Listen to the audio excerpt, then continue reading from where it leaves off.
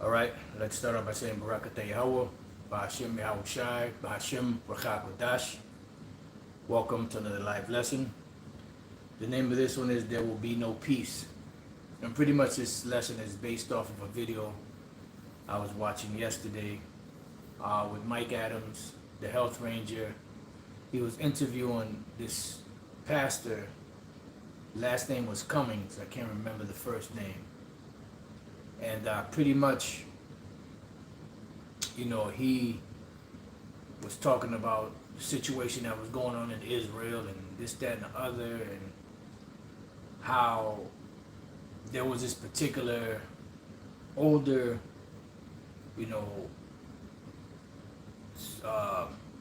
Israeli, I guess for lack of better words, and he said, he was older, he was very well respected. I forget exactly everything he said about him, but basically he said that all he wanted was peace in the land. He just wanted everybody to come together. He was desiring for this peace and this, that, and the other, and how he longed for it and this, that, because he's older now and he's all his life, all he wanted is peace, between the people that are living there. Well, guess what? There will be no peace as long as the people of the Lord, the true Israelites, are not in their land. There will be no peace, and this is why you see the commotions and the wars and the rumors of wars and all of the calamities that are breaking out, in that side of the world and around the world, because the true people of the Most High are not in that land. And these imposters that are in that land, they don't uphold the laws of the Bible. They don't uphold the laws of the Torah, or the Torah, which, in English is Torah, which means the laws. They don't uphold that. They don't uphold anything sacred in there. And they are not the people that belong there. So as long as they're in that land, and that land is in their possession, there will be no peace. It doesn't matter how much they pray for it. It doesn't matter how much they long for it. It doesn't matter, who the advocate is that, speaks on their behalf. They don't belong there.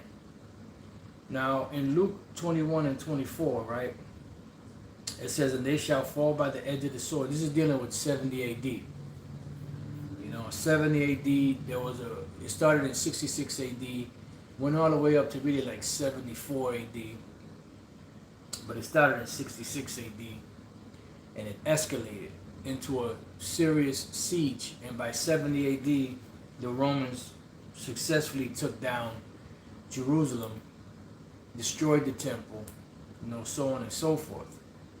And from that time, they drove out the real Israelites out of that land, and they haven't been back home since. Now, you do have some Israelites that are in there that went back during the 60s. You do have Israelites today that come out of former One Westers, or come out or extend from men that came out of One West, that do go back to that land. I'm not sure if they're living in that land or not. They shouldn't be there because that land is going to be destroyed according to biblical prophecy. And you do have some of those Amalekites, that are Israelites. You have some of those Palestinians that are Israelites. A brother did a video, I didn't get a chance to watch it, I just saw the thumbnail, about so-called black Palestinians. So you do have Israelites in that land, but for the most part, the people that are there are heathens. Alright? So it says, and they shall fall by the edge of the sword, and shall be led away captive into all nations. And that was, one of the biggest diasporas, that happened to the nation of Israel. You don't know what the word diaspora means? Look it up. And since that time, the true Israelites have not really been in that land. It says, and Jerusalem shall be trodden down of the Gentiles, of the actual nation, the heathens, until the times of the Gentiles be fulfilled, meaning until the time when the rulership of these nations is up. Now, if you believe in the Bible, when we go to books like Daniel, the 2nd chapter, and Daniel, the 7th chapter, it gives you a list of world empires that would be ruling, you know, and by now, you know, the scholars, historians, you know, so on and so forth, know that those four empires were the Assyrio-Babylonian Empire, the Medo-Persian Empire, the Greek Empire, and the Roman Empire. All right, and then there would be an interruption to the fourth beast or the fourth empire, which was the Roman Empire. You know, and we know that the Assyrians, the Babylonians, the Medo-Persians, the Greeks, and the Romans already ruled, and the Romans fell 2,000 years ago.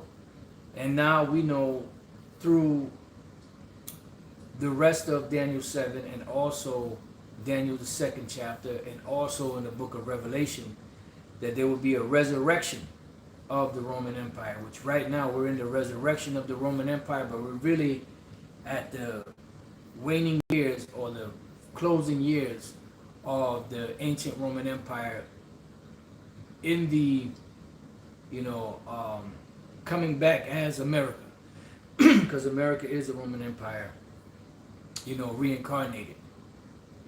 So if that be the case and we're at the end of this thing, that means that the kingdom of heaven has not been established on the earth as of yet. So if that's the case, that means that the heathens are still in that land, and they will be removed out of that land, and the true Israelites will be brought back to that land. And then when that happens and the world is revamped and turned back to righteousness as it's supposed to, then and only then will true peace come upon the earth. Because in St. John 4:19, this is Yahawashi speaking to the woman at the well, which was a heathen. She was not an Israelite. You have some boneheads out there that still maintain that, you know, that this woman was an Israelite, and she was not an Israelite. She was a heathen.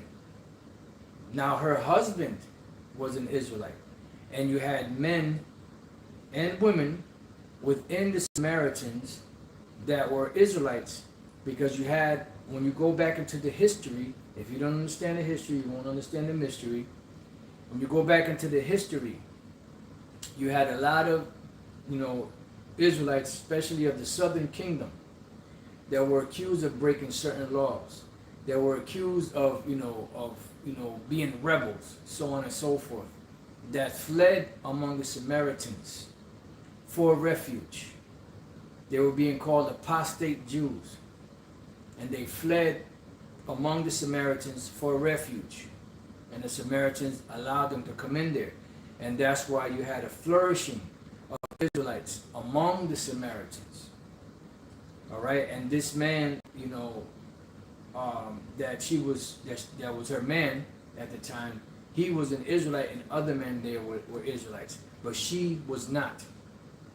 And it's very plain to see when you read the book of St. John, the 4th chapter, you know. But a lot of times, you know, well, not a lot of times, and always, what these guys do is they negate scriptures, you know, and that's exactly what they do.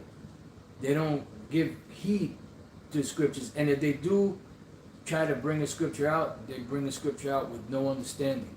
Scriptures say, get knowledge, get wisdom, and with all that getting, get understanding. Because knowledge and wisdom without understanding is pretty much vain. So this is the exchange that took place between Yahawashi and this woman at the well, which was a heathen. St. John 4:19, the woman saith unto him, Sir, I perceive that thou art a prophet. And you can read from the first verse down to get, you know, the understanding of the whole story. Our fathers, right, worship in this mountain, meaning in Samaria. And you say that in Jerusalem is the place where men ought to worship. So she's saying that her fathers, so she's trying to say that she's an Israelite, that she really belongs there. This is where they worship, that they worship in Samaria. But you're saying that in Jerusalem is a place where men ought to worship. Now listen to the response of Yahawashi. He didn't say, well, daughter, you know, everything's going to return back to the way it's supposed to be, you know, and including yourself. You know, you're going to come to the realization that you're going to end up coming back to Jerusalem to worship, because that's the place of worship, right? This is what he said to her. Yahawashi saith unto her, Woman, believe me, the hour cometh when you shall neither in this mountain nor yet at Jerusalem worship the Father. So you will not be worshiping the Father. That is not something that you say to an Israelite. You know? He told her that because she is a heathen. She is not an Israelite. Just like those people over there in the land of Israel are not Israelites, even though you have Israelites mingled among them. And the Lord is what? When we read on, it says, you worship, you know not what. See, they don't know what they're worshiping, and this is why when they try to, you know, establish what is written in the Bible, they fudge it up. They mess it up. Why? Because they are not the people of the Most High. They do not belong there. They were not given that promise. They sold their birthright, and now they're trying to get it back by establishing themselves in that land. But as Yahawashi said, Jerusalem shall be trodden down of the Gentiles until the time of the Gentiles be fulfilled. And we're coming down to the very wire where the time of the Gentiles will be fulfilled, because when Yahawashi comes back, it says that the kingdoms of this world are become the kingdoms of the Lord. So it says you worship, you know not what. We know what we worship, for salvation is of the Jews. And obviously she was not. It says, but the hour cometh, and now is, when the true worshipers shall worship the Father in spirit and in truth, for the Father seeketh such to worship him. And that's the bottom line. And this is why we know that these people over there in the land of Israel are not the Israelites. And that's why you still have all this commotion and chaos, even though some of this commotion and chaos is being conducted or orchestrated behind the scenes, you know? False flags, false news reports, and this is why they wanted to buy up all the media so that they can control the news that goes out. Because what they're doing again now is trying to build sympathy for themselves so that they can continue getting those goodies. Because if they can't report on, you know, the mishaps and the, you know, the anti-Sem activities and this, that, and the other, they can't get no money. So they have to have, you know, they have to have examples of certain mishaps happening to them so that they can continue with that hustle.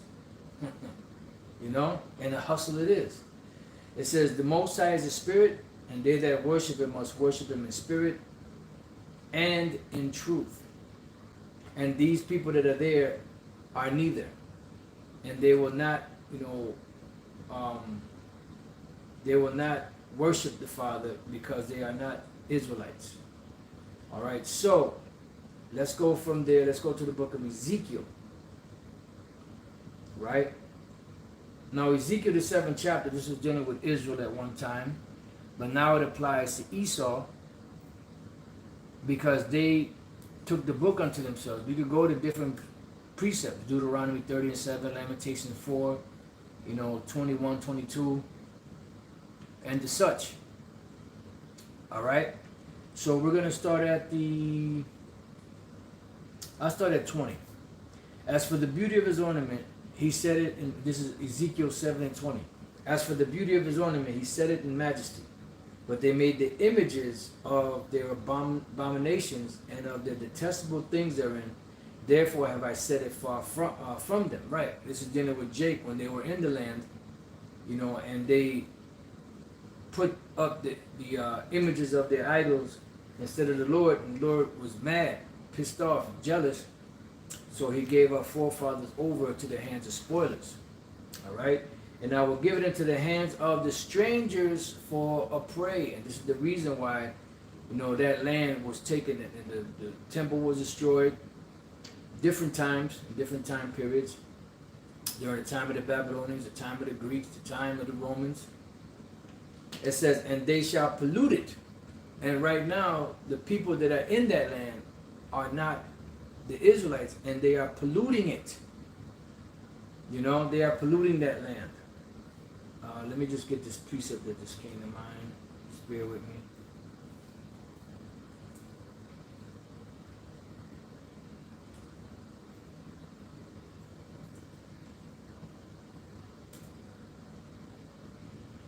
Salakia. All right.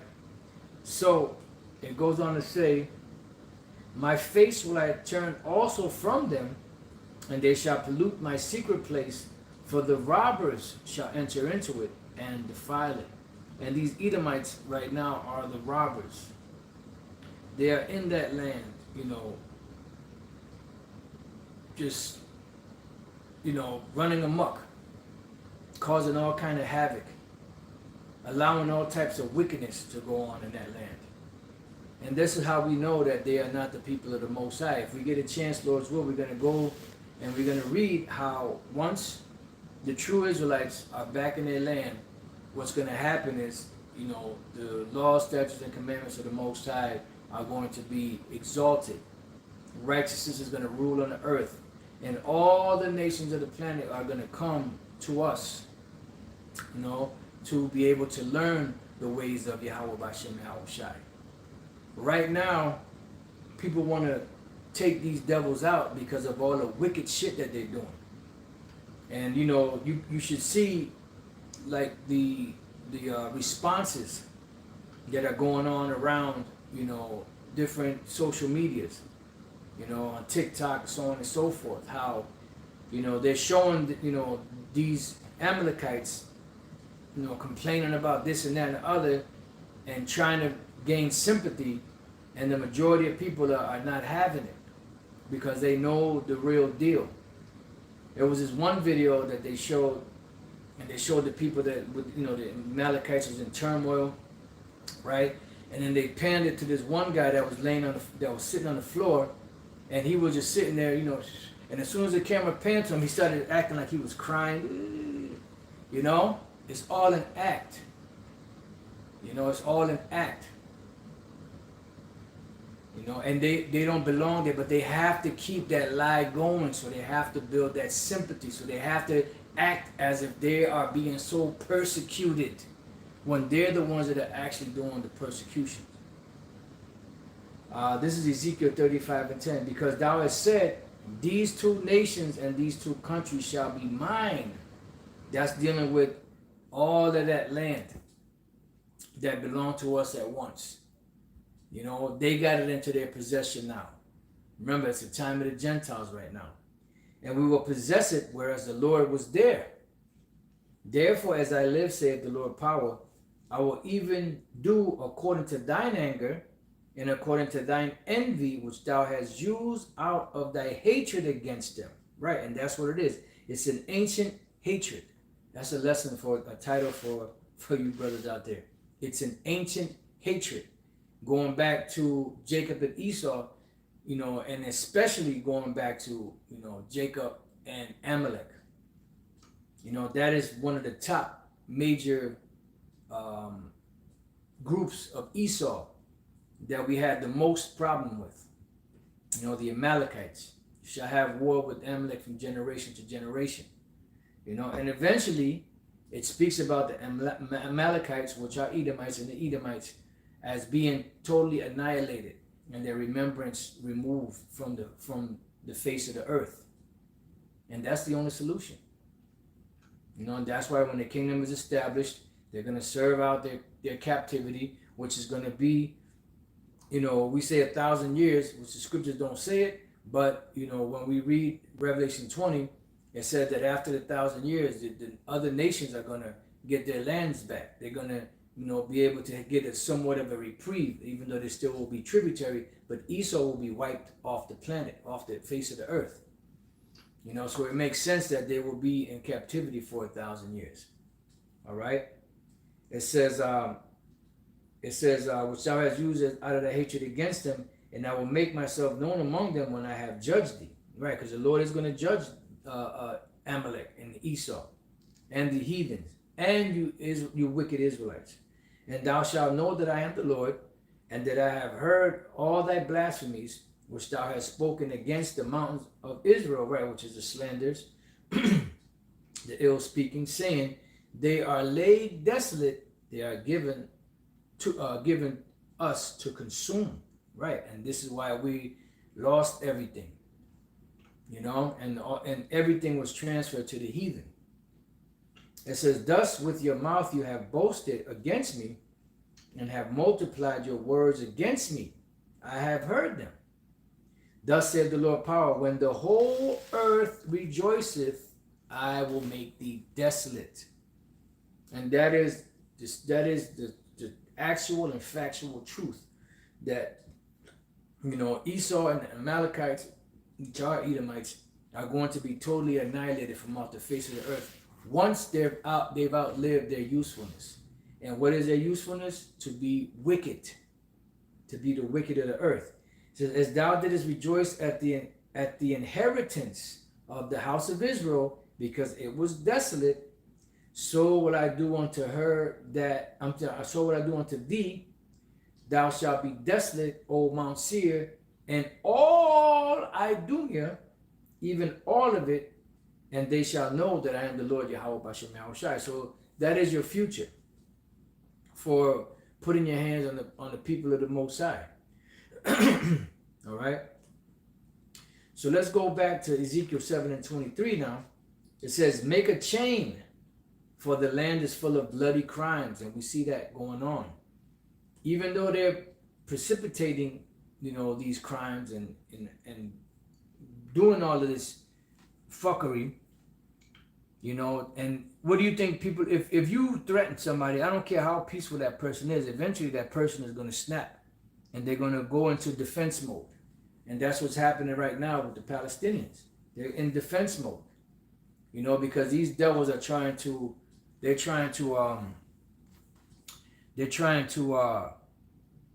know, find a justification for them to take more of that land, you know.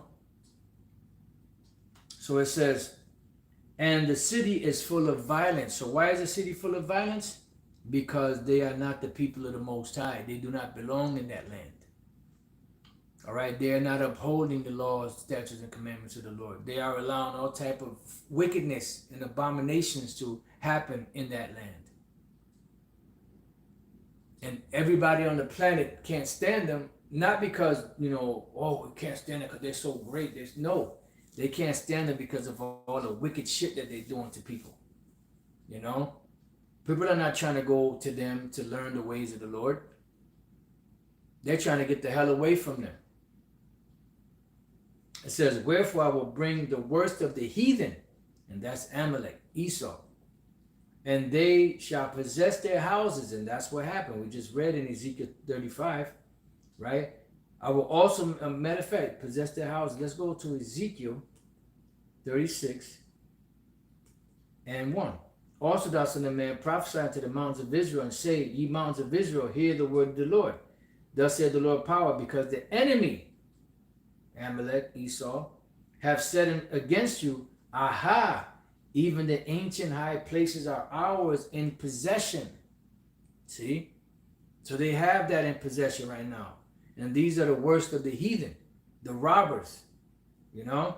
Therefore prophesy and say, thus saith the Lord power, because they have made you desolate and swallowed you up on every side, that you might be a possession unto the residue of the heathen, and you are taken up in the lips of talkers and are an infamy of the people. And that's right.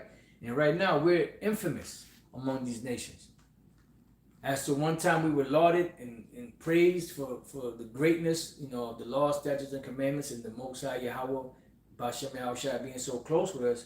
Now we're looked at as the trash. You know, this is why you have this whole situation out here with Jake. You know, that movie they cloned Tyrone. You know, it's not that they're clones, that they're taking, you know, lookalikes and, you know, and making them or bringing them back to life, because Esau can't do that. The clone Tyrone is you kill one, guess what? Esau has already mass produced these Tyrones out here, these Pookies and Ray Rays and Big Shirleys and Keishas. So you kill one, guess what? Another one will take their place. Just like Honest Abe Honeycutt. That's what it means they clone Tyrone. Not that, you know, that they have a whole bunch of, you know, or they'll take a dead body and bring it back to life. No. is that the conveyor belt of ninjas has been rolled out, and Esau's done a great job of mass producing these monsters out here. So there's not a shortage of monsters. One's down, guess what? Another 10 will be there to take his place. So we're in infamy of the people now, but that's going to turn back around, and we're going to be exalted greatly to where we're supposed to be, above all nations. So that's pretty much it on that. So let's go back to Ezekiel 7. Let's read 24 again. Wherefore I will bring the worst of the heathen, and they shall possess their houses. I will also make the pomp of the strong to cease, and their holy places shall be defiled. Right? The Israelites that were at one time, they were proud and stiff-necked. The Lord brought them down. He brought us all down to the ground. You can't go no further than where we've been. It says, destruction cometh, and they shall seek peace, and there shall be none. Why? Because they don't belong in that land. They're in a land right now that they don't belong in. It says, mischief shall come upon mischief, and rumor shall be upon rumor. Then shall they seek a vision of the prophet, but the law shall perish from the priests, and counsel from the ancients. And at one time this applied to Israel. Now it applies to Esau. Let's prove that real quick. Let's go to the book of, let's go real quick to Lamentation 4. Even though we quoted it, let's go to it. Lamentation 4 and 21. It says, rejoice and be glad, O daughter of Edom, that dwellest in the land of Uz. The cup also shall pass through unto thee. Thou shalt be drunken and shalt make thyself naked. So you're going to have to pay for what your forefathers did. Plenty of scriptures on that. The punishment of thine iniquity is accomplished, O daughter of Zion, which are the Israelites. He will no more carry thee away into captivity. He will visit thine iniquity, O daughter of Edom. He will discover thy sins. And obviously this wasn't talking about back then, because we are still in captivity under the Edomites. Well, how do you know that? It said that how do you know that? Well, the scriptures say that Esau is the end of the world, and Jacob is the beginning of it that followeth. The scriptures identify Esau as being the wicked. Scriptures also say that, the earth is given into the hand of the wicked. So what more proof do you need? Anyways, let's go back to Ezekiel 7 and 27. The king shall mourn, and the prince shall be clothed with desolation. At one time this was dealing with Israel, now it's dealing with Esau. And the bands of the people of the land shall be troubled. I will do unto them after their way, and according to their deserts will I judge them, and they shall know that I am the Lord Yahawah Bashem Yahawashi. Right, because what's happening is there's a total blatant disregard for the law, statutes, and commandments of the Lord. That's why the Lord said, unto the wicked he said, what hast thou to do to declare my statutes, or that thou shouldest take my covenants in thy mouth, seeing thou hate his instructions and casting my words behind thee? They do not have any reference for the law, statutes, and commandments of the Lord. But you know what they do have a reverence for? The Talmud. And other books of that sort or of that ilk. They don't have a regard for the law, statutes, and commandments of the Lord. Because if they did, all of that nastiness would not be going on over there. There would not be all the debaucherous lifestyles that are going on over there. Moism, alphabet people, Skittles, lifestyle, adultery, eating abominable things. That wouldn't be going on. And people would not be looking at them, with disdain and disgust because of the wicked shit that they've done. They would be looking at them as a beacon of truth and a beacon of hope, and would try to go to them to learn of their ways, to learn the ways of the Most High. That's not happening. The opposite is happening. And the earth is becoming more and more corrupt.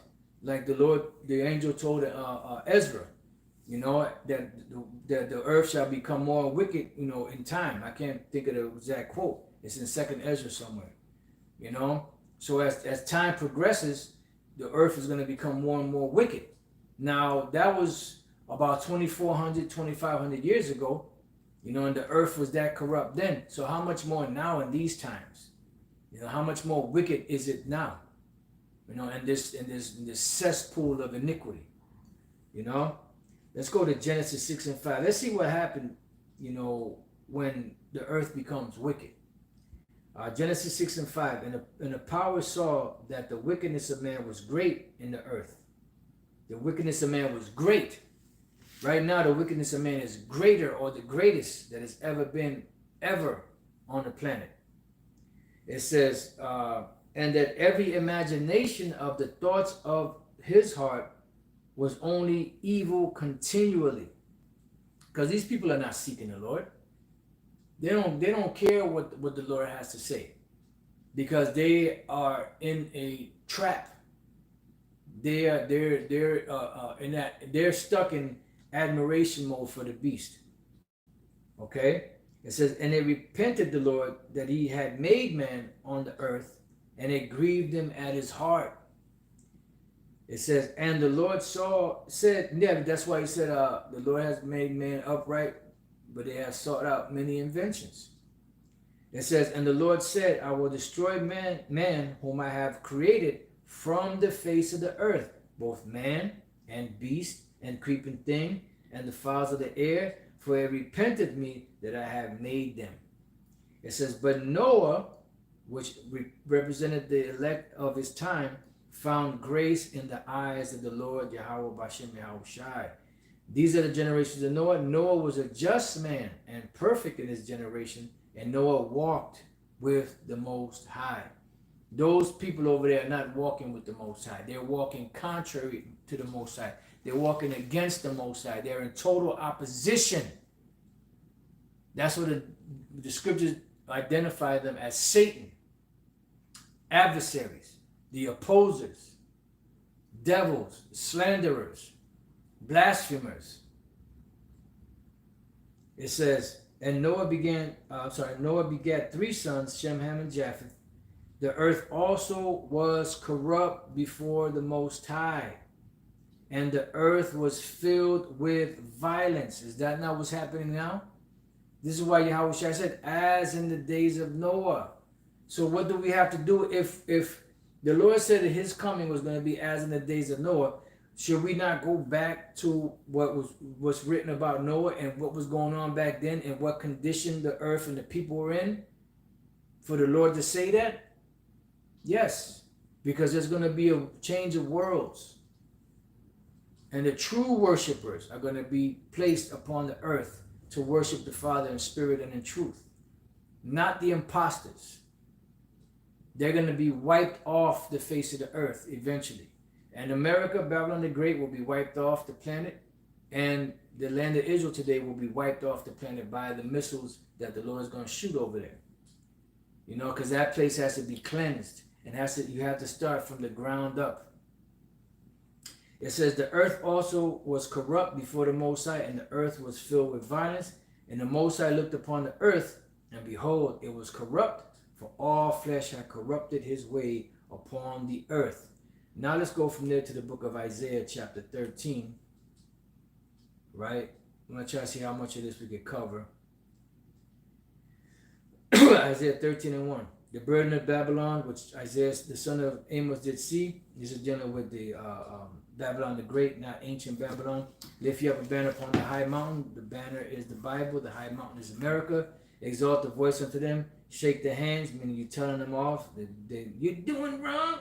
It's a like it. You know, you're telling them off that they may go into the gates of the nobles. That's the ones that, you know, run the governments, you know, that make policies, so on and so forth, because they want to put a stop and an end to this. You know, I have commanded my sanctified ones, which are the prophets. I have also called my mighty ones for mine anger, which are the angels, even them that rejoice in my highness. That's the proof that it's talking about the angels. It says the noise of a multitude in the mountains, like as of a great people. This is dealing with the armies of Esau and the nations being gathered together. A tumultuous noise of the kingdoms of nations gathered together. The Lord of hosts mustered the host of the battle, and that's why he's known as the Lord of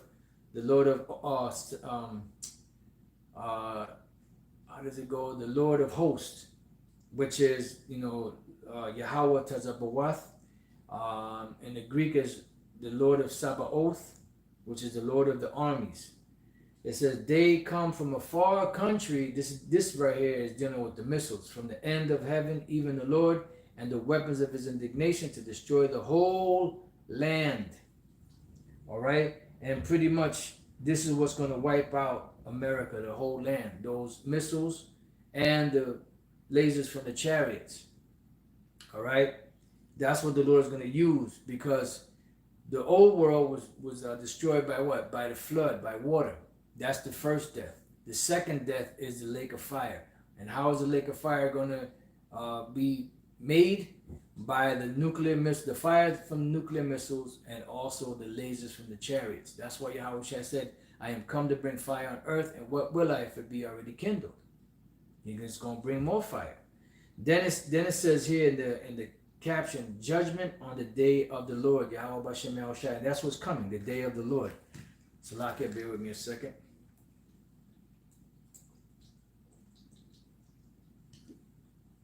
It says, how ye, for the day of the Lord is at hand, right? Because it's going to be very devastating. People talk about the day of the Lord like it's going to be peaches and cream. Now it's going to be devastating. Even the prophets of the Lord were nervous when they saw, the great day of the Lord.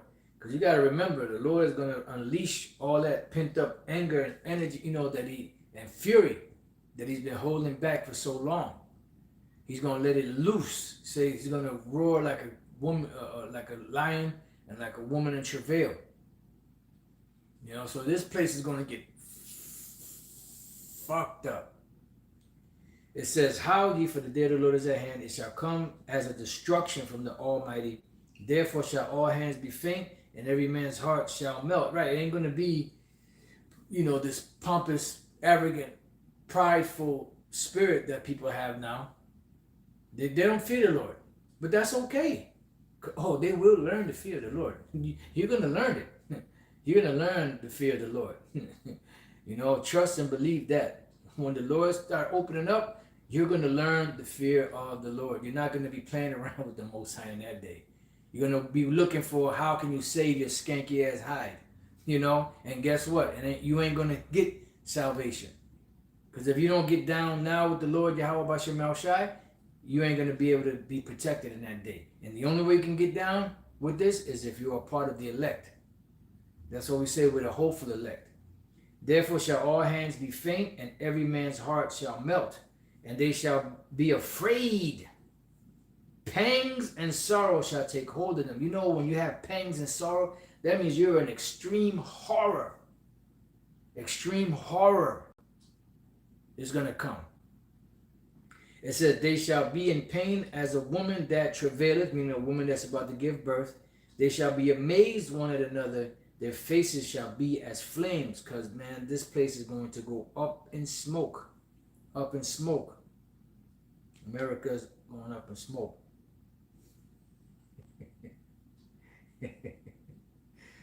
Behold, the day of the Lord, Yahawah Bashem Yahawashi, cometh, cruel, both with wrath and fierce anger, to lay the land, singular, desolate.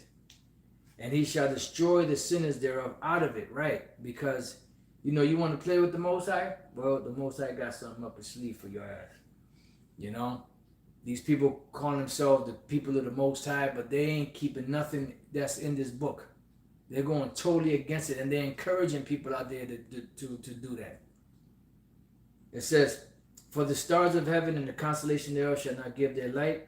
The sun shall be darkened in its going forth, and the moon shall not cause the light to shine. That's twofold. That's dealing with the knowledge, wisdom, and understanding being darkened.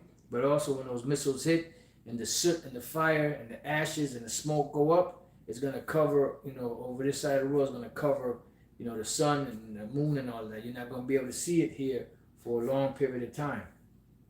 It says, and I will punish the world for their evil. So the Lord says he's going to punish the world for their evil, and the wicked for their iniquity. So the Lord is going to bring judgment. It says, and I will cause the arrogancy of the proud to cease. Keep that same energy, man. when the Lord starts, busting you up.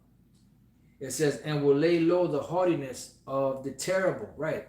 So the haughtiness of the terrible, all of that extra, super extra, pride, that hubris that these devils have, hold that, man, hold that. Please, hold that. The word for terrible is irayak. Irayak. Awe-inspiring, terror-striking. Right, because they are the true terrorists of the planet. Awesome, terrifying, ruthless, mighty. It says, fearful, an example, powerful, or tyrannical. Keep that same tyrannical spirit like Yum alive, when that time comes. Let's see if you're going to be able to prosper. Let's see if you're going to be able to, to withstand, this great ass whipping that's coming your way. And I will make a man more precious than fine gold, even a man than a golden wedge of Ophir. That's talking about the Israelite man. And not just the Israelite man, the elect among the Israelite men. And that's going to be something, man. People are going to be in total horror, but they're going to see individuals that are going to be, steadfast, firm, confident, untouched, because men in this society are frowned upon, especially a masculine man is frowned upon in this society. It's disdained in this society.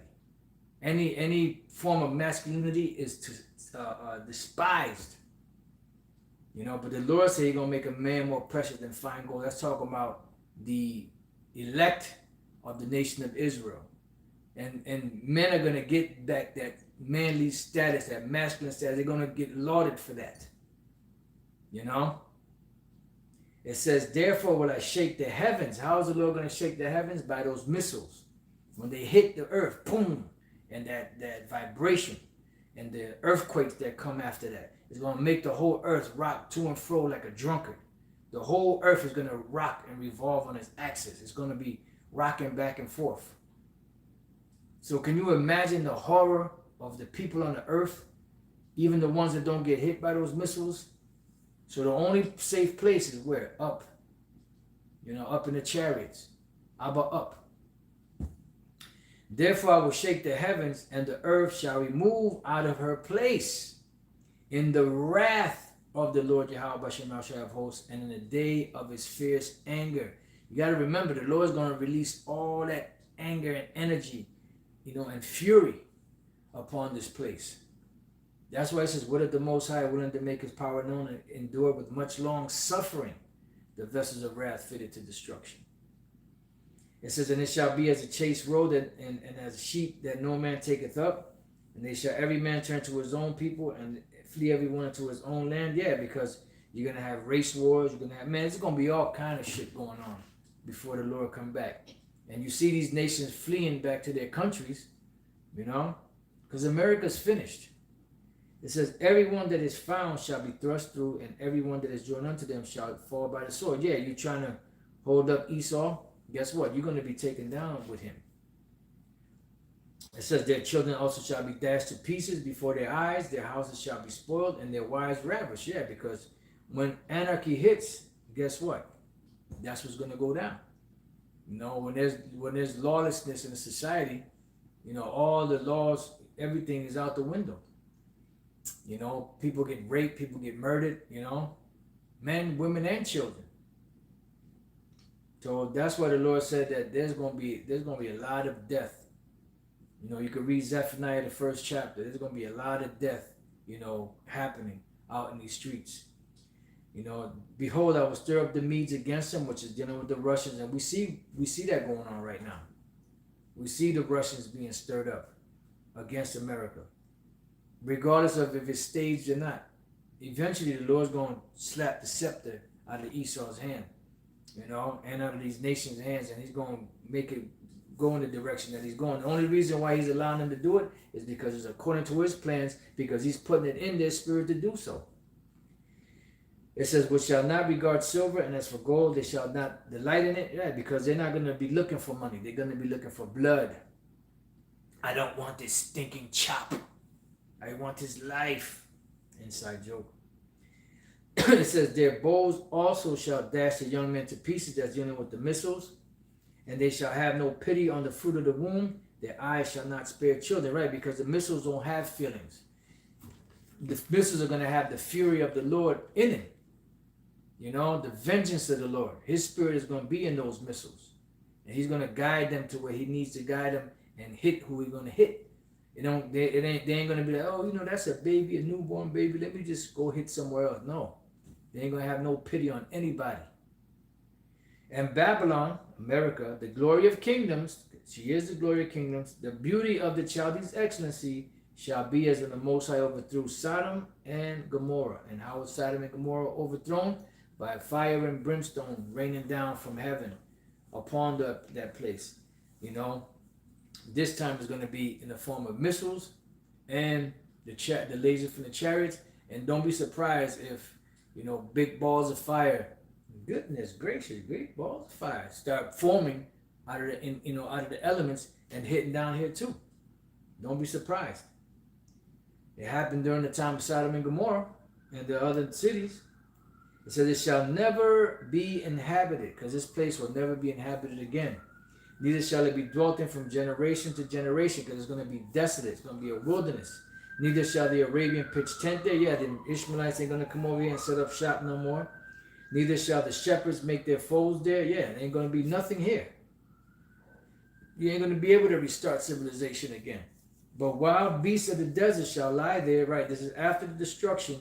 That's what's going to be here in America. You could read Isaiah 34. You could read Revelation 18:4, I believe it is. You know, it speaks about the same thing.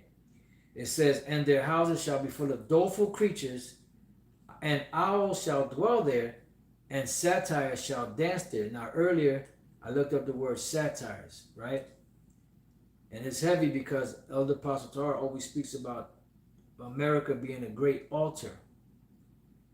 You know? And what do you have on the altar? Sacrifices, right? The word there is sha'ayar, which is the way you say goat or hare. It's another way of saying hare, sha'ayar. Hairy, he-goat, buck, as sacrificial animal. See? A sacrificial animal. You know, so this place, you know, is going to be a great sacrifice. You know, and then there's going to be nothing but, you know, unclean animals and beasts in this so-called country. Next verse it says, and last verse, and the wild beasts of the island shall cry in their desolate houses, and dragons in their pleasant palaces. In other words, wherever there was, you know, a so-called, you know, pleasant palace, let's say the White House, let's say, you know, City Hall, you know, courthouses, you know, Disney, whatever you can attraction you can call out, or building, or whatever the case may be. There's not going to be anything there, but these wild creatures are going to be walking through what used to be, you know, the White House, or what used to be City Hall, or what used to be, you know, a courthouse, or, you know, or an arena, you know, a stadium, you know, because it's not going to be there. But the animals are going to be walking through all of that where these things used to be. The line of confusion and stones of emptiness. And her time is near to come, and her days shall not be prolonged, right? Because this place doesn't have long to go. Now, Micah 4:1 says, but in the last days it shall come to pass that the mountain of the house of the Lord shall be established in the top of the mountains. Right, and this is starting to happen on a small scale with the real Israelites. You know, so-called Negroes, Latinos, Native American Indians out there teaching the word. Right?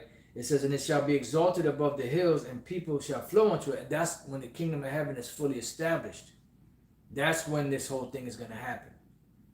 And many nations shall come and say, come, let us go up to the mountain of the Lord, and to the house of the power of Jacob, and he will teach us of his ways. Right? And even though this is dealing with the kingdom, and the small scale is happening now because here it is, you got these wacky-tacky Christians coming against the Hebrew Israelites.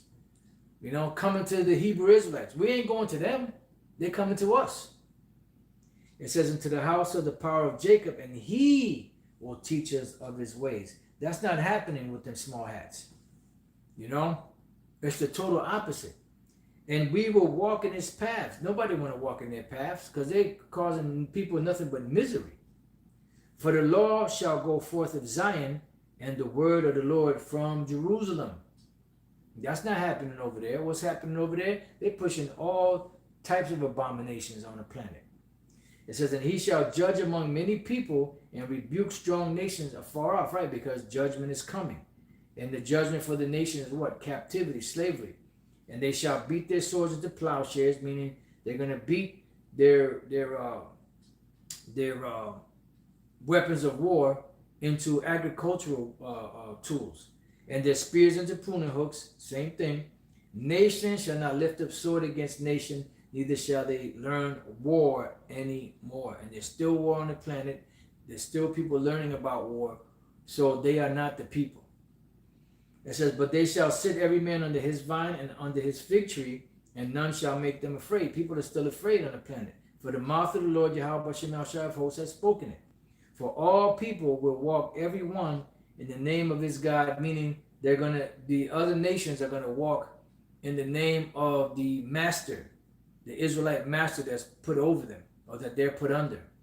Right? It says, and we will walk in the name of Yahawah by Shem Yahawashi, our power forever and ever. All right? In that day, saith the Lord, will I assemble her that halteth, and I will gather her that is driven out, and her that I have afflicted. Right? Because the Lord is going to deliver us. And I will make her that halted a remnant. And we see that right now, which is the elect. And her that was cast far off, a strong nation. Because the Lord is going to build us back up. You know, he's going to reestablish us once again. It says, and Yahawah B'Shem Yahawashi shall reign over them in Mount Zion from henceforth, even forever. And that's when the true righteousness is going to be on the earth. No violence, no war. You know, everything done properly in proper order. And thou, O tower of the flock, which represent the prophets, the teachers, the stronghold of the daughter of Zion, unto thee shall they come, even the first dominion, which is what? It speaks about that in the book of Revelation, the 20th chapter. You know, the first dominion, I forget how it's worded in Revelation 20. It says, the kingdom shall come to the daughter of Jerusalem, not to any other nation. Okay? So there's not going to be any peace as long as these gutter rats are in that land. You know, and pretty much once they're out of there, that's when peace is going to come. You know, so all of this peace talk is all vanity. It's all in vain. So with that, I pray that you brothers and sisters have been edified. Till the next time I say, Shalom.